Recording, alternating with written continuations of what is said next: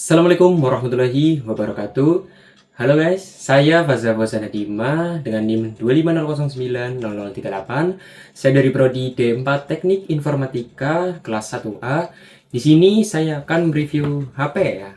HP yang sangat menjadi primadona pada masanya untuk kelas mid-range. HP yang kurang lebih udah saya pakai selama 4 tahun, yaitu Redmi Note 10 Pro. Performanya emang cukup stabil dan merata sih. Saya dulu ingat banget HP ini menjadi cukup pesaing berat dengan Poco X3 Pro. Namun pada akhirnya memang menurut saya HP ini yang paling stabil dan paling aman sih untuk direkomendasikan ke banyak orang. Untuk harganya saat ini sudah terbilang cukup terjun jauh ya dibandingkan saat awal rilis dulu. Untuk varian-varian yang ditawarkan yang saya pakai di sini ada Onyx Gray, lalu ada Gradient Bronze dan Glacier Blue. Internalnya ada 3 varian, yaitu untuk 664, 6128, dan yang saya pakai di 8128 GB. Untuk kelengkapan portnya sendiri, di atas ada headphone jack, speaker, air blaster, dan mikrofon. Di samping ada tombol volume dan tombol power yang ngerangkap juga menjadi fingerprint sensor. Di bawah juga ada speaker lagi karena dia ini stereo. Lalu ada port USB Type-C, ada antena, dan untuk slot SIM di sini dia menawarkan 2 slot untuk nano SIM dan 1 slot untuk micro SD. Artinya dia bisa kita taruh 3 kartu sekaligus ya. Untuk layarnya sendiri dia ukurannya 6,67 inci dengan panel Super AMOLED 120 Hz dengan brightness peaknya di 1200 nits. Oh iya, dia juga udah Full HD Plus ya, 2400 x 1080 pixel. Kombinasi ini udah sangat cukup sih. Kita udah bisa ngerasain layar yang jernih, scrolling yang smooth, dan ya udah cukup bagus untuk standar di HP mid-range. Pindah ke performa, HP ini dibekali dengan chipset Snapdragon 732G. Saat saya cek di Antutu saat ini, Antutu versi 11 ya, skor dia tembus di 500 ribuan. Untuk main game enteng seperti Mobile Legends cukup lancar sih, walaupun ada beberapa lag saat war besar teman. Ketahanan baterainya sendiri untuk kapasitas 5020 mAh udah cukup bagus sih. Main Mobile Legends 30 menit dia berkurang 8%, scrolling TikTok 1 jam dia berkurang 8%, dan untuk streaming YouTube 1 jam dia berkurang 7% aja.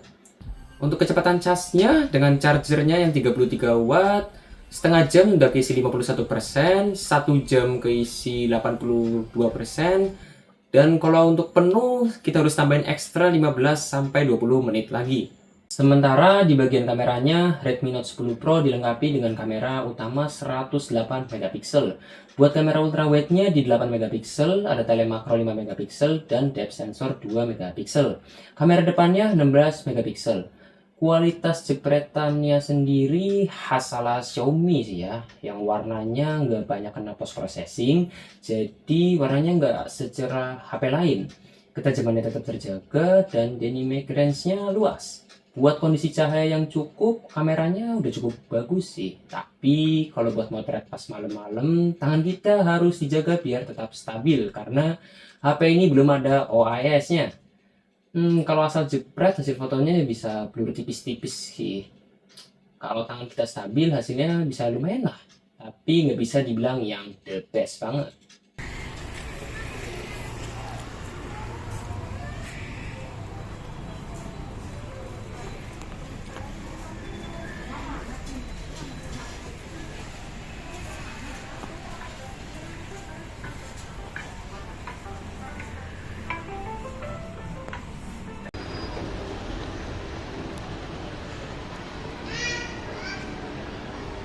60 gitu.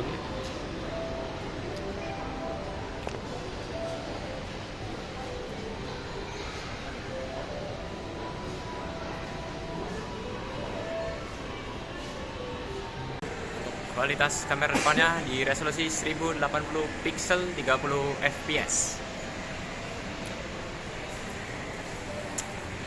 Ya, warnanya udah cukup muncul ya.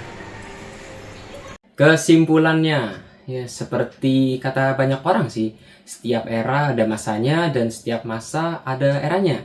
HP ini udah cukup ikonik dan menjadi legend sih, karena dari harga yang ditawarkan dan spesifikasi yang diberikan udah cukup menjadi alasan buat orang beli HP ini.